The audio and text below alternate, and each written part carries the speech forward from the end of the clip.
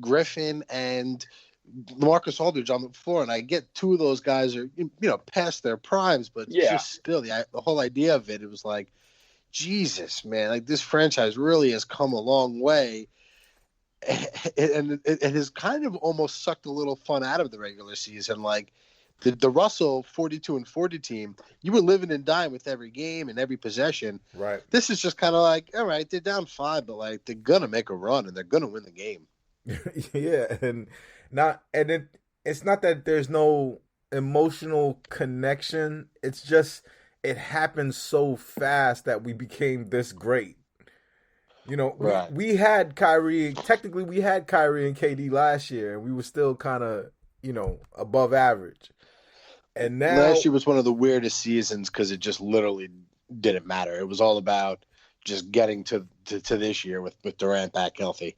yeah, and that's hard to say. That's hard to for people who watch 82 games and is really into it. It's hard to say, okay, we're just gonna abort a season.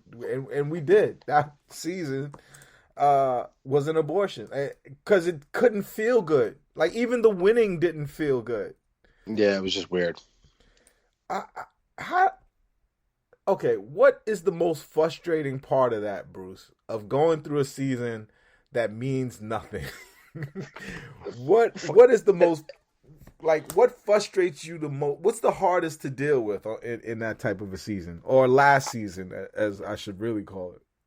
I don't know, man. This is where I'm different than you guys. I was constantly looking about that light at the end of the tunnel. You know what I mean? I was looking at the off season. I enjoyed that AAU summer ball down in Disney that we had. That team was fun. Mm-hmm. Even though Kyrie wasn't there, I wish Claxton played. That's the one guy I wish really got to play in that summer ball. But I'm glad he didn't because we probably would end up trading him. Yeah. But The thing is, about that would it be bothered the me because Nets? I was looking at the light at the end of the tunnel. You know what I mean? And It wouldn't be the as Nets. as I'm seeing your Twitter, killing Sean Marks. Yeah, I'm just you're weird with enjoying Sean these Marks, games in dude. Disney. Okay, wait. Look, I can't let that be dropped without defending it.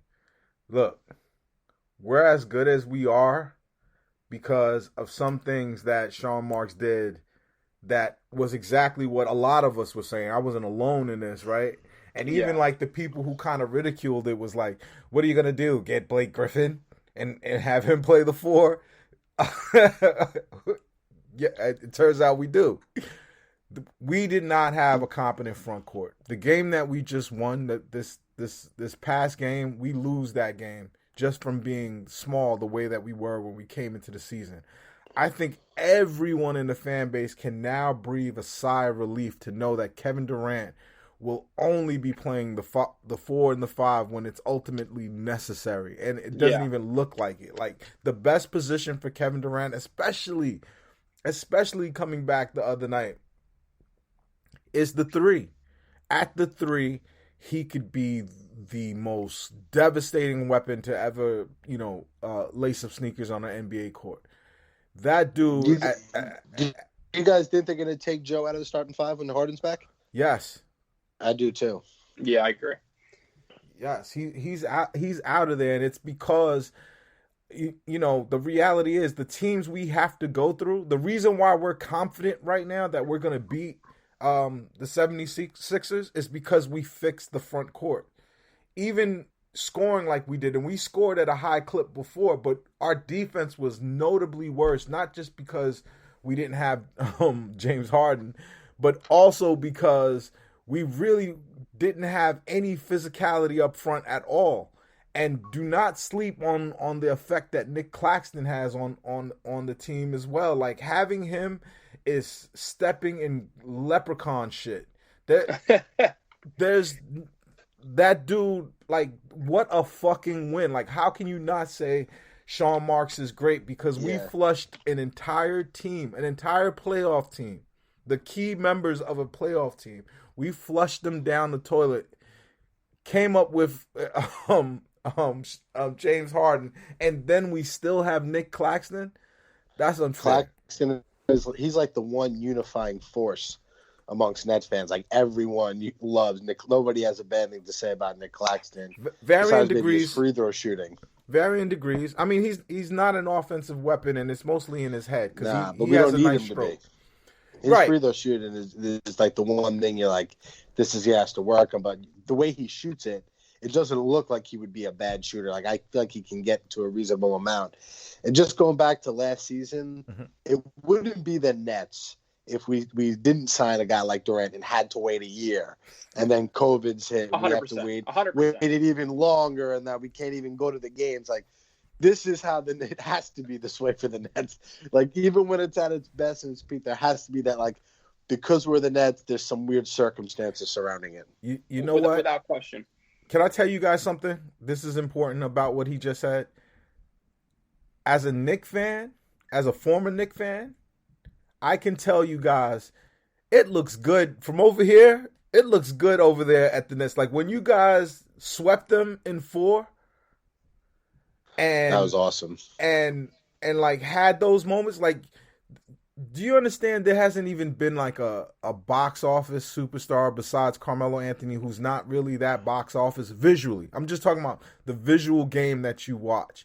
Yeah. The Nets fans had years of Vince Carter, probably the most visually pleasing basketball player to watch in his prime.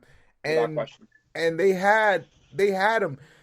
The Knicks had Eddie Curry.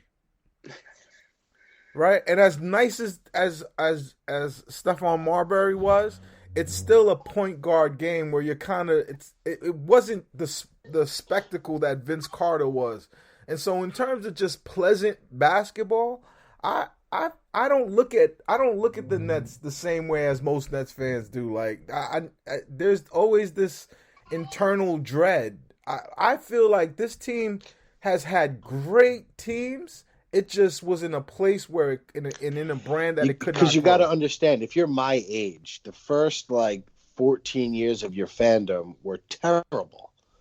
The Knicks were playing in high pro. Yeah, think about it. Cassell, late 90s, man.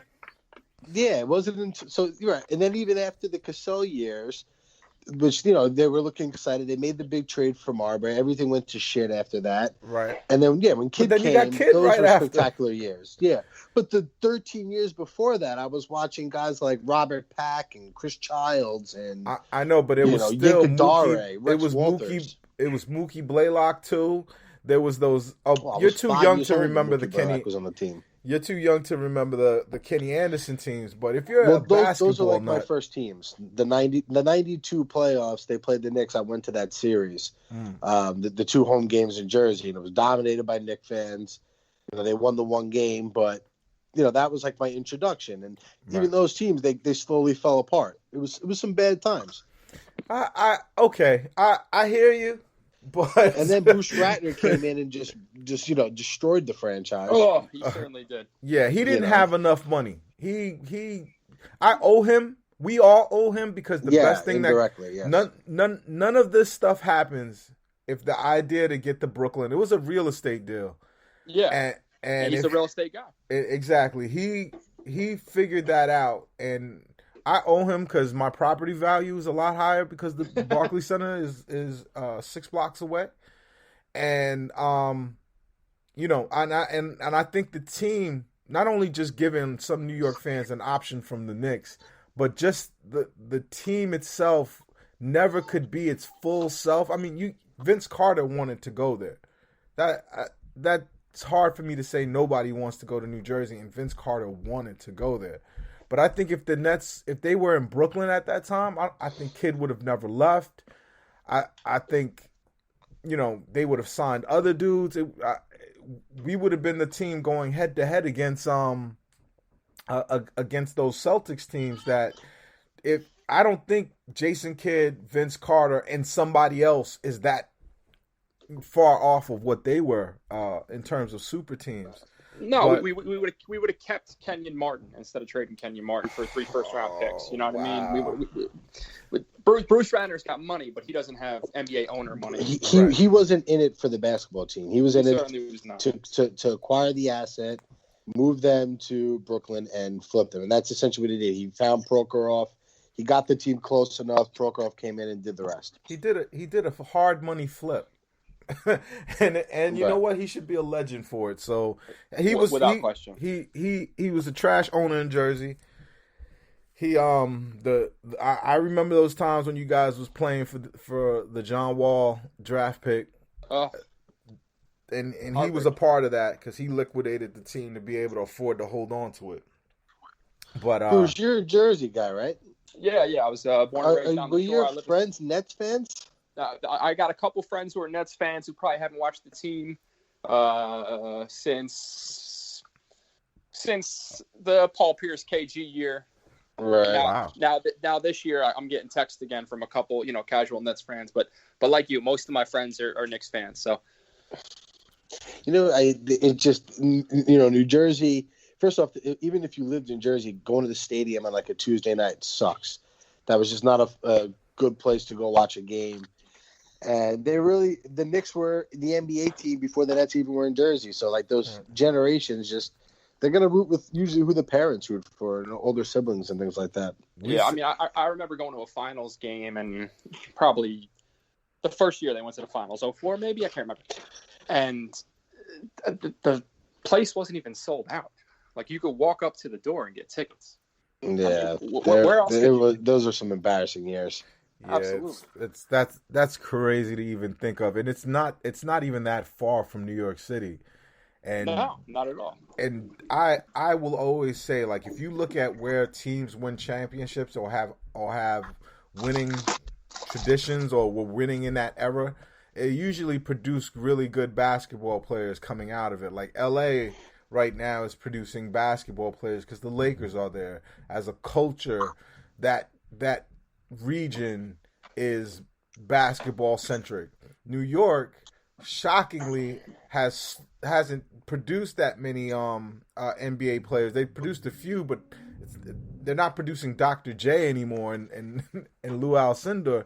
And I blame the Knicks. I blame the Knicks depressing basketball in this area so badly that the best athletes are playing wide receiver now, or lacrosse or something else. And that's interesting, man. And that, I mean, just look at it. I bet you if the Nets win a championship, that New York will become a basketball factory again, that it'll mean something to this area, and kids will start hooping like it matters. So this championship is big, KD. I know you listen to the podcast because you agree with all our our moves and personnel decisions. So listen to this one: win a championship, bring basketball back to New York City. Yo, I'm gonna switch. You wanted to say something on that, Bruce? Yeah, no, it's something, it's like a macro concept I've never thought of. But who was the last New York City legend who had a successful NBA career? Marbury. That's crazy, man. I mean, that's 20 years. Yeah, and if you look at what Jersey's produced, huge players or not, but you produce Kyrie, who's a Nets fan. Karl Anthony Towns is a Nets fan. That era of having good basketball in New Jersey has made New Jersey a basketball hotbed. I believe I guess you can't forget Joakim Noah is a New York guy. Yeah, but played in Jersey. He's a New York. He's a weird New York guy because he's a Manhattan, like, Upper East Side. He guy. played. I played a couple of tournaments. I played a couple of tournaments that he played with us. Yeah.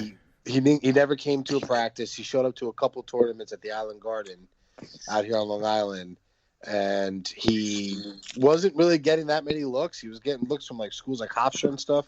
He went to the ABCD camp. He signed with Florida. We never saw him again. Well, that's how it works. Yeah, he was like, "All right, thanks, guys." Yeah, that's how it works. But all right, I'm gonna switch gears a little bit and talk basketball. KD came back, right? I 5 for 5 from the field, 5 for 5 from the line, 17 points. Like, what is there left to say about Kevin Durant, Bruce? Nothing, man. I think he's the easiest person in the entire league to plug into a lineup. That when we saw Kyrie and Harden rocking these last 2 months without him, winning games, it was never a fear in my mind, like how to integrate someone like Kyrie back into a lineup